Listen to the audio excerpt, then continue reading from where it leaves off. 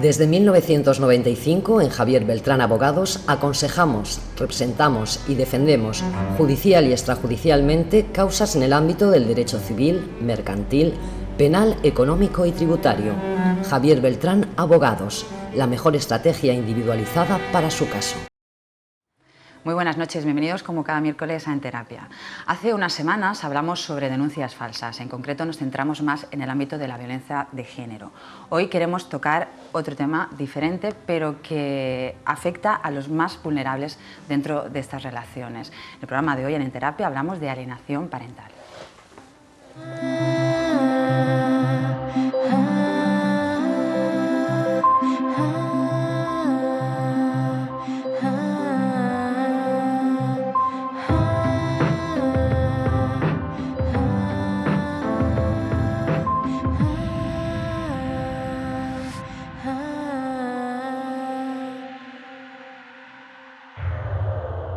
Este libro surgió la idea porque realmente lo pongo al principio del libro. Yo estaba sentado un día en una cafetería tranquilamente escribiendo, porque es donde más me gusta escribir, y tuve que oír, vi a un niño que estaba tristón y tal, ya lo leeréis, pero oí esta frase que de verdad que me quedé casi no, el corazón me iba a 200, como el niño le decía a su padre, que se acaba de acercar: me ha dicho mamá que no me quieres.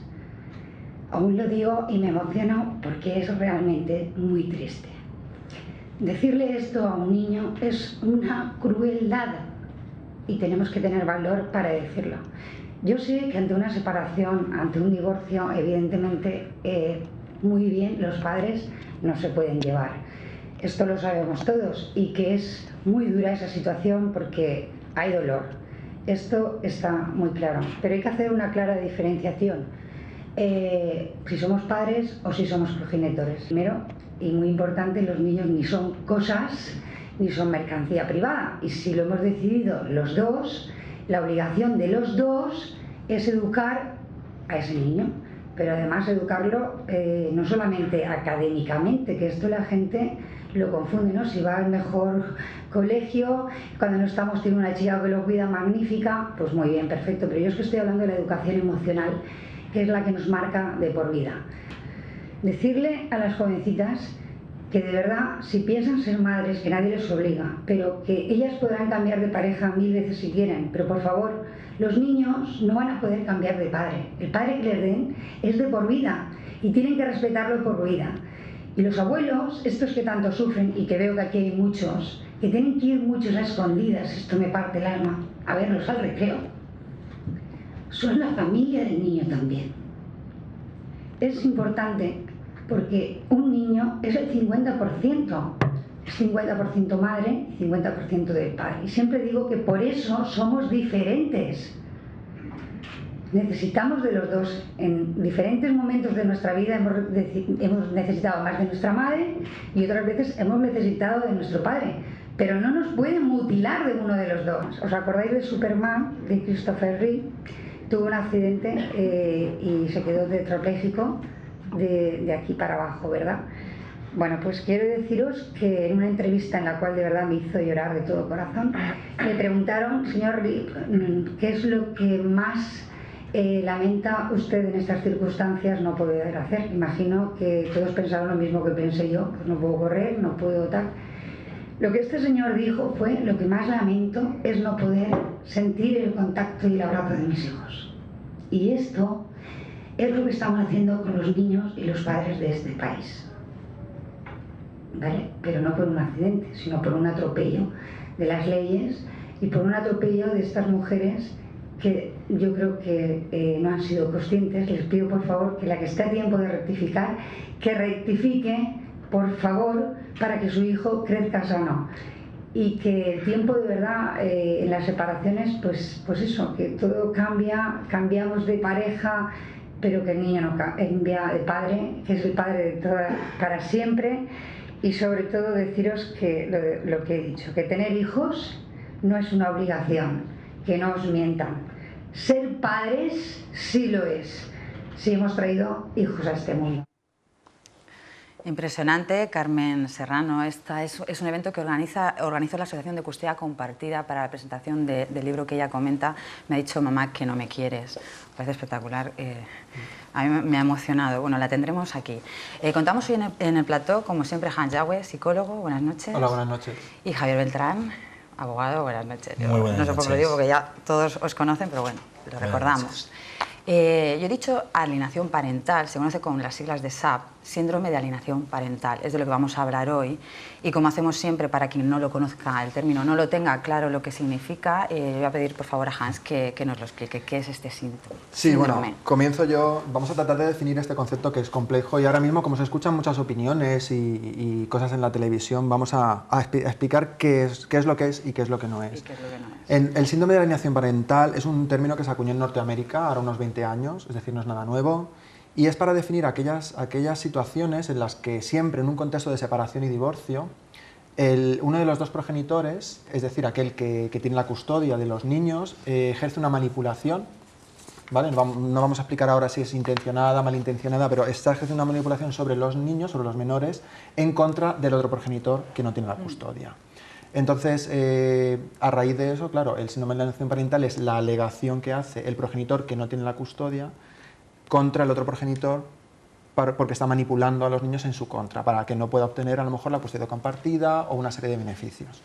Entonces el síndrome se refiere a las manifestaciones que tienen los menores de rechazo hacia ese progenitor. Son síntomas conductuales, emocionales. Y bueno, ahora también me preguntará más cosas Bueno, yo lo que me gustaría que quedara claro hoy, creo que hay que hablar siempre en el medio de comunicación desde la imparcialidad. Sí. Evidentemente luego está el periodismo de opinión y demás, pero lo que yo quisiera en el programa de hoy es que se quede así claro qué es, qué no es, como tú estás diciendo, sin entrar en si estamos a favor o en contra, sin entrar en esa línea de recorrido. Entonces, aquí hay un debate importante. Sí. Los que lo reconocen como que existe, como... Están los otros los que dicen que es un síntoma que alguien se ha inventado, que creo que Gardner, ahí hay un debate. Sí, entonces... bueno, cualquiera que quiera investigar sobre el asunto, en Internet hay muchos vídeos, hay muchos artículos en Internet, pero definiéndolo claramente, el síndrome de alienación parental no es una categoría diagnóstica psicopatológica, no es una patología del menor, es decir, no es que el menor tenga un trastorno mental a causa de los progenitores, no. Es una situación que se produce a raíz del litigio entre los padres por la custodia de los hijos. Entonces eso acaba produciendo en el niño el síndrome de alienación, es decir, deja de reconocer a uno de los progenitores, lo de mi papá no me quiere o mi mamá no me quiere, porque generalmente es la mujer la que digamos, que ejerce esa manipulación sobre el menor, porque es la que suele tener la custodia. O sea, no es que la mujer sea más mala, sencillamente es la que suele recoger la custodia de los hijos, con lo cual, cuando hay un litigio, pues siempre va a tratar de poner en contra a los menores del padre, pues con un beneficio pues, personal, en el sentido de poder quedarse con la custodia. Entonces no tiene por qué haber debate, porque el síndrome de alienación parental es un término de uso exclusivo de los profesionales que trabajamos en el ámbito familiar y trabajamos con familias, y para comunicarnos entre nosotros y entendernos decimos que vemos manifestaciones en los menores de alienación. Por supuesto que el síndrome de alienación parental hay que diferenciarlo de otros muchos síndromes y situaciones. Es decir, es una cosa muy concreta, hay que tener muy claro lo que es. Porque los niños evidentemente en una separación van a tener problemas emocionales. No todos son alienación parental, desde luego. Muchas veces es obvio que el niño está en una situación muy complicada y hay que ayudarle a pasar, o sea, a enfrentarse a ello, pero no podemos caer en decir que cualquier problema que tenga el niño emocional es un síndrome de alienación parental. Bien, entonces no es un trastorno mental, no lo es. No. Y yo entre los dos quisiera, cada uno de vuestra disciplina, ¿se está usando realmente, porque es el ataque que a veces se hace, ¿se está usando realmente de este término? ¿Se está acusando de más? Totalmente, fijaros, lo estaba escuchando a Hans lo que dice, es un tema muy técnico, es decir, ¿cómo puede una persona o cómo puede un niño saber y utilizar todos esos recursos, todas estas tretas a nivel psicológico? Porque alienación es que es un extraño, hace extraño a otro, ¿no? ¿Cómo sabe todas esas cosas? Se está usando absolutamente. Los medios de comunicación lo están haciendo mal, los abogados lo están haciendo mal, los padres evidentemente lo están haciendo mal, y todos los que están provocando que se pueda de alguna manera empezar a agregar o alegar esto como un condicionante más o un componente más de un juicio, yo creo que se están equivocando. Me parece más, lo estaba escuchando y te voy a volver a dar la razón, es más un tema técnico-psicológico que algo que se puede llevar a un juzgado. Yo creo que se está abusando muchísimo Incluso muchos clientes ya nos dicen, mi hijo tiene el síndrome este que dicen en la tele, y no es cierto, que no tiene, es lo que está diciendo. En todo procedimiento de ruptura hay un trastorno, y ese trastorno se puede canalizar como que el niño quiere a uno o quiere otro más. Pero esto es una tarea, como estamos viendo en el vídeo, de los dos, de que se pueda encauzar a ese niño a entender que los padres no son agresivos. Pero mi respuesta, perdona que me haya extendido, es que es absolutamente abusivo el uso que se está haciendo de este término.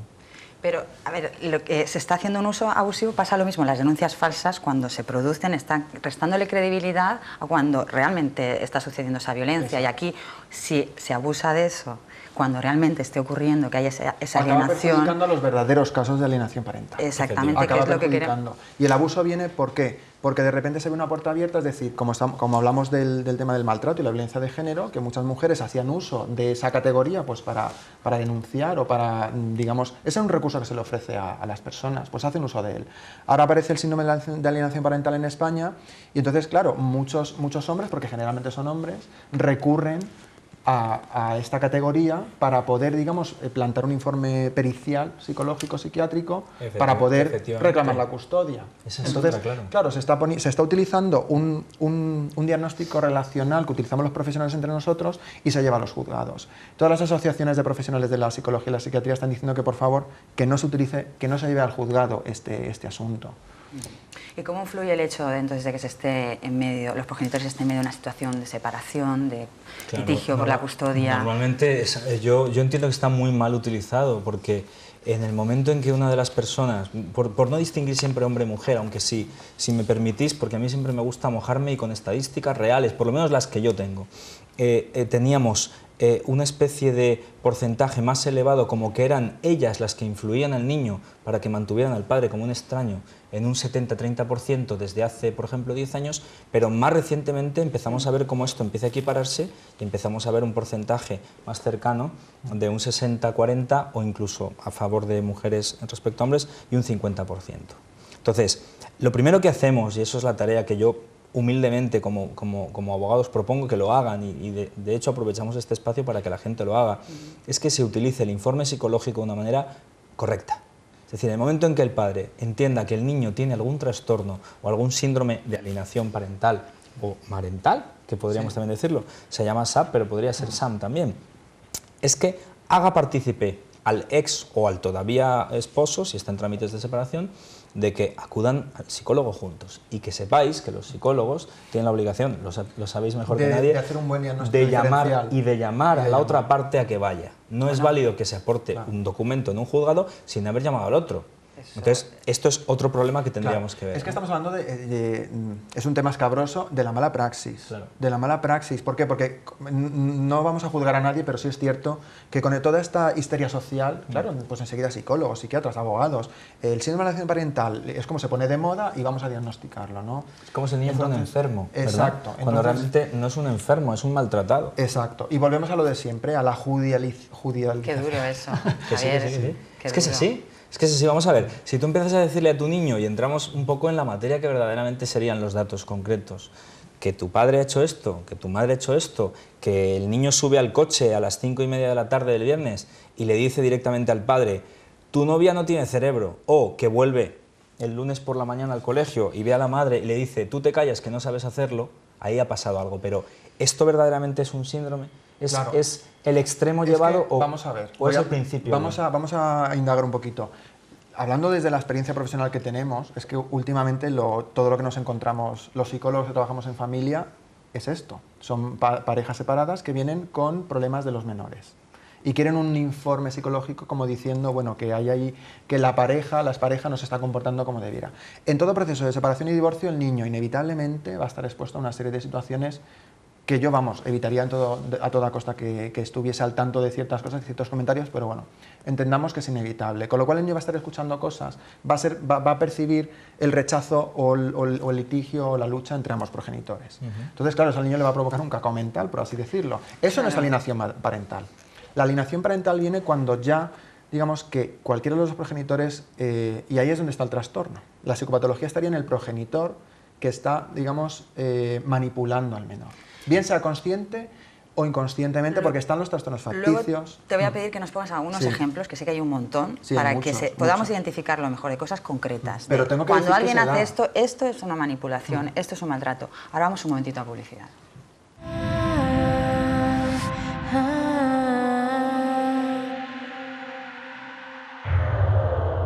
Javier Beltrán Abogados. Somos especialistas en derecho de sucesiones, donaciones y testamentos.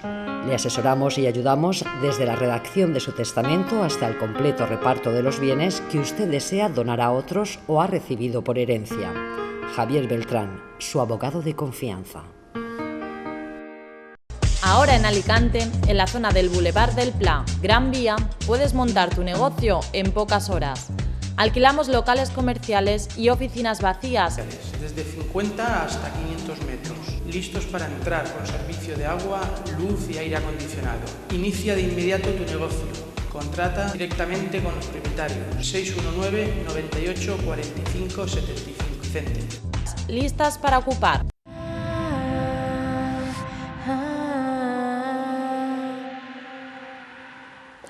Seguimos en Terapia hablando de SAP, del síndrome de alienación parental, con Hans Yagüe y con Javier Beltrán. Y nos hemos quedado hablando, yo quería que nos pusieras algunos ejemplos para que pudiéramos identificar mejor cuándo se está haciendo algo que tiene que ver con este síndrome. Quiero concretar, porque esto hay que enlazarlo con lo que hablamos en el anterior programa, es decir, ¿por qué se está produciendo esto? Eso se está produciendo porque la ley, ya hablamos que la ley integral de protección, bueno, contra la violencia de género, situaba a la mujer en una posición demasiado victimista y al hombre lo dejaba, por así decirlo, desprotegido. Entonces, ¿qué ha pasado? Que la otra cara de la moneda es que, claro, el hombre al sentirse desprotegido, el único arma que tiene para luchar contra la mujer, es decir, que no estoy hablando de lucha entre hombres y mujeres, estoy hablando de cómo las leyes y cómo la situación que se ha creado en nuestro país ha provocado un colectivo desfavorecido frente a otro, claro, frente a otro que ha sido discriminado positivamente, con una muy buena intención, pero que bueno, estamos en esta situación. ¿Qué pasa? Pues ahora el único arma que tienen los padres, digamos los hombres, para reclamar la custodia, que generalmente no se les da, por las denuncias falsas de maltrato, o por bueno, ya explica, Javier explicó muy bien por dónde iban los tiros en el anterior programa. Que se está empezando a dar. Claro. ¿No? Entonces, también es cierto que el hecho que yo voy a ilustrar casos, por ejemplo, de lo que es la alienación parental, es decir, acordémonos del caso de esta mujer de Alboraya, que montó aquel circo, porque aquello fue un circo, es mi opinión, o sea, no sé hasta qué punto merece la pena llegar hasta esos extremos, y cómo los niños decían, no quiero irme con el maltratador. Sí, pero no yo quiero que irme... digas, por ejemplo, ¿qué le dice una madre o un padre a ese niño para que se produzca esto? Para que al final se produzca esa confusión en él. A ver, no es lo que le dice, es la utilización del menor, ¿vale? Por ejemplo, voy a poner un ejemplo, pues una mujer que tiene la custodia de los niños y entonces el padre está en el paro, le está costando pasar la pensión y en el WhatsApp pues coloca como foto de perfil al niño con la mano así diciendo, y en la frase que se pone, papá, pásame la paga, o mi padre no me pasa la paga, eso en el WhatsApp, para que lo vean los amigos, los vecinos, para humillar al otro progenitor. Entonces, yo ahí no sé, Javier, pero eso es un... Yo os estoy poniendo ejemplos que yo No, conozco pero sí, directamente. Es que realmente es así. Nosotros lo que estamos viendo desde hace muchísimos años, mucho antes que saliera la ley, por ejemplo en la Comunidad Valenciana del año 2011, muchísimos años antes, una lucha brutal por parte de determinados progenitores, padres, por obtener no ya la custodia compartida porque la pedíamos y no la podíamos obtener más fácilmente, ¿no? Sí que se conseguía en casos concretos. Pero que lo que es sí, difícil, ¿eh? sí, difícil. Era difícil y se está haciendo más fácil, pero en cualquier caso, centrándonos en lo que es el objeto de qué se hace o cómo se hace, es un goteo lento. Es una programación, absolutamente programación. Exacto, por parte de un progenitor. Vamos a hablar de progenitor y no decir hombre-mujer, vale. Porque es que, no, de verdad, sí. Es que se cruza, lo sabéis. Sí, los géneros se están confundiendo. Ejemplo, pero hay ejemplos de los dos lados. Incluso, ojo, yo sé de casos de alienación parental en parejas homosexuales. También hay. Es decir, vamos a olvidarnos del género. género. El niño es el enfermo y es el al que están machacando. Pero una cosa, esto los jueces, a la hora de cuando dicen, está pasando esto y quiero revisar pues la custodia, ¿lo tienen en cuenta? Además es una pregunta interesantísima. El Código Civil lo establece muy claro. En los temas, cuando hay contencioso, es decir, cuando una persona va contra la otra, se les escucha a partir de los 12 años. Pero, ¿y antes? Yo he visto niños no listos, inteligentes, con 7 años, con 4, con 3, con 2. No hay medios. Lo único es que cuando se está solicitando la custodia compartida, que ahora sí que se ha puesto por medio de la Ley 5/11, sí que hay un gabinete muy bueno en los juzgados, no en todos, en otros son peritos psicólogos externos, en el que se determina cuáles son los síndromes, en este caso, que puede tener el menor y qué es mejor para él. Porque no hay que olvidarse, y lo volvemos a repetir las veces que sea necesario, que aquí de lo que se habla es el interés del niño. Y lo que hay que ver es lo que tú estás diciendo, ¿es posible que se pueda detectar por parte de un juzgado a priori que el niño tiene algún síndrome contra el otro o que está siendo manipulado por uno contra el otro? No, no. Y si es de mutuo acuerdo, muchísimo peor, porque se presenta un documento que se llama Pacto de Relaciones Familiares, donde tampoco se escucha al niño. Y es una vez cuando se ha producido esta firma, que ya empiezan a tener, por ejemplo, la custodia compartida, donde uno de ellos se empieza a alienar, es decir, hacer al otro un extraño respecto al niño. Pues tu padre, fíjate dónde está y no te da el dinero. En el caso contrario, tu madre, fíjate que no sabe hacer esto, no sabe hacer lo otro y conmigo estás mejor. Y manipulan a los niños. Y los jueces no pueden verlo, salvo que tengan capacidad de tener informes periciales muy válidos y tengan la posibilidad de explorar al niño. Explorar al niño es oírle y escucharle en sede judicial. Yo lo que he escuchado recientemente investigando sobre este tema es, por ejemplo, que hay un sector que dice que esto es lo que se han inventado ahora, esta sí he dicho, los hombres contra las mujeres. ¿Vale? Y que lo utilizan como arma arrojadiza y que las estadísticas lo constatan. ¿Por qué? Porque hay un porcentaje muy alto de mujeres acusadas de esto. Claro, es ¿Bien? que esta pero es una cosa que a mí me moneda, gustaría que quedara clara. Si hablamos de porcentajes, tenemos que entender que las custodias compartidas no existen todavía como tendrían que ser. Claro, el problema... Entonces, claro, si la mayoría de custodias las tienen las mujeres, claro, evidentemente ese porcentaje de la alienación parental va a ser mayor porque los niños pasan más tiempo con ellos, ¿no? Ya está, no es porque ni los hombres lo utilicen para, pero ni... fíjate, es que esto me gustaría que efectivamente, que la custodia casi siempre, lo que es la guardia y custodia es el derecho y el deber también de vigilar al niño. La guardia y custodia es lo que tiene el profesor o el maestro, o el titular o el dueño del colegio, claro, de guardar al niño y que no le ocurra nada. ¿Qué ocurría antes? Pues que en teoría, siempre en teoría, en un porcentaje muy elevado, el hombre trabajaba y la mujer no. ¿Quién se quedaba? La guarda y custodia de los niños. La madre. ¿Qué ocurría cuando un niño llegaba un sábado y le empezaba a decir al padre, mamá dice que, mamá dice que, mamá dice que? El hombre que lo tenía 2 días seguía tumbado en el sofá y ni se preocupaba por saber si al niño le estaba pasando o no le estaba pasando algo. Y ahora sí, ahora estamos en igualdad prácticamente de condiciones laborales. En muchísimos casos, muchísima gente tiene un trabajo mucho más, lo que se puede decir teletrabajo, lo hablábamos antes, y están en las mismas condiciones de tener al niño en la misma guarda y custodia al mismo tiempo. Y es aquí donde se están empezando a enfrentar y a darse cuenta de lo que está pasando con los niños. Son Pero verdaderas... la manipulación es un delito. La manipulación es un delito si lo que tú haces es coaccionar a alguien. Coaccionar es obligarle a decir lo que no quiere o impedirle hacer algo que no quiere. Por ejemplo, es un delito coaccionar a alguien cuando quiere salir de una habitación y tú lo coges y lo retienes. También sería detención, sería otra cosa. Pero en cuanto a los menores, ¿dónde está el límite? Ahí es más... Ahí vamos al claro. trastorno. Ahí es que claro, más que la manipulación, más que un delito, es que en el caso de un padre hacia un hijo es el trastorno. Claro. Estamos hablando de... Bueno, a ver, puede llegar a adquirir el grado psicopatológico de un trastorno de simulación, de un trastorno facticio, claro, o incluso otro como el síndrome de Munchausen, que se podría hablar de eso también muchísimo, que sería un poco el extremo de la alienación. Crearle las enfermedades al niño. El síndrome, para quien no conozca el síndrome de no me sale ahora la palabra. El de Munchausen. Sí, bueno, el síndrome de Munchausen por poderes es cuando uno de los progenitores genera en el niño enfermedades físicas que no tiene. ¿Hay alguna película sobre eso? Es complicado, pero bueno, viene a ser también una manipulación inconsciente, es decir, porque hay un beneficio que no es económico, es un beneficio como psicológico o obtener a lo mejor atención sobre uno mismo. Estamos hablando ya del ámbito de la psicopatología. Pero eso ya sería un trastorno de la persona que lo padece, ya sería, eso sí que se puede hablar con él. Es un trastorno del progenitor que se manifiesta en el menor. Es como la alienación parental, no es que el niño esté trastornado, es que ha sido expuesto a un lavado de cerebro, no me gusta utilizar esta palabra, pero es la que está en los artículos. La programación, no me gusta decir lavado de cerebro, pero es como que el padre lava el cerebro al niño. Pero no es que sea un lavado de cerebro, es la exposición sistemática a que el padre está dolido o la madre está dolida y quiere que parezca que el padre es muy malo, que la madre es muy mala, y entonces los ponen al niño a situaciones que no tiene por qué estar expuesto. Todo esto me parece aterrador en cuanto a las cifras, como tú dices, que esas son objetivo, es lo que hay y lo que mide. Entonces, las custodias compartidas deberían promoverse. Vamos a ver, cuidado, voy a ser muy cauteloso para responder sí, pero siempre hay que velar el interés del niño y siempre tiene que ir caso por caso. Como empiecen a dar las custodias compartidas por ley sistemáticamente, tendremos los mismos problemas que tenemos ahora. Es decir, la custodia compartida está muy bien, es lógica, que es yo correcta. quiero... Y se necesita el 50% del padre y de la madre. Pero a veces, en esos casos en los que se pide insistentemente por un cliente, por un señor que viene, quiero la custodia compartida, de entrada ya lo estás analizando, estás viendo que no lo va a poder cumplir. Entonces, caso por caso sí. Custodia compartida, sí. Con estudios, sí.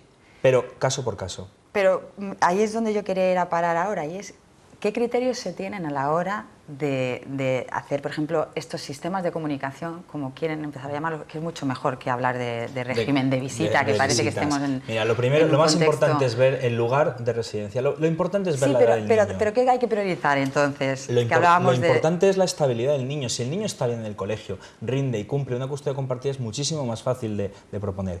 La gente dice, a partir de los 3 años lo de la pernocta, que sabéis que los niños hasta los 3 años se suponía que con la lactancia o con... no se sabe por qué, pues técnicamente a partir de los 3 años se suponía que ya no había dificultades de tener esa pernocta y de que pasaran con el no custodio, en este caso con el padre, las noches. Pero ¿cuáles son los requisitos? Los requisitos están muy claros. En primer lugar, que exista una cierta cercanía de los domicilios de los progenitores. Tú no te puedes ir a vivir al COI y que tu pareja o tu ex esté viviendo en Torrevieja, porque si te llevas al niño el martes por la tarde y el colegio empieza a las 8:30, a las 9 de la mañana, te tienes que cruzar la provincia entera, en este caso en cualquier ciudad, en cualquier población. Y luego tiene que haber una identidad y una comunicación. Entre progenitores que se llevan mal, se puede dar, y entre progenitores que no se hablan, no se debería de dar, porque ni siquiera se van a poner en contacto para las notas del colegio. Pues con esto último que me estás diciendo, creo que me viene muy bien para cerrar el programa, porque ya no tenemos tiempo, y es que lo que hay que priorizar siempre es el bienestar del menor. Es en él el que tenemos que pensar, no en qué nos viene mejor a nosotros, si tenerlo hoy o tenerlo mañana o 2 semanas o una. Muchísimas gracias por teneros aquí a los dos y a ustedes al otro lado. Les vemos la semana que viene aquí en Enterapia.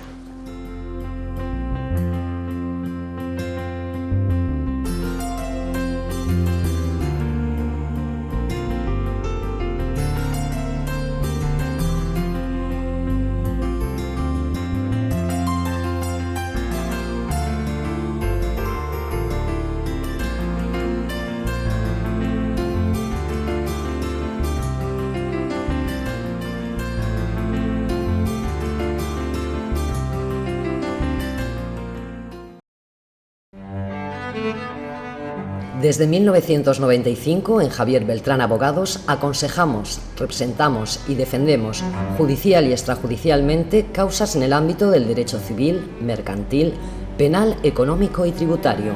Javier Beltrán Abogados, la mejor estrategia individualizada para su caso.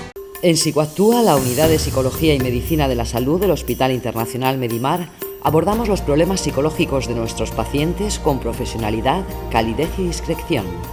En Psicoactúa disponemos de profesionales especializados en psicología infantil, logopedia, trastornos alimentarios, terapia de adultos, adicciones y mediación familiar, tratamientos ambulatorios o con posibilidad de ingreso hospitalario.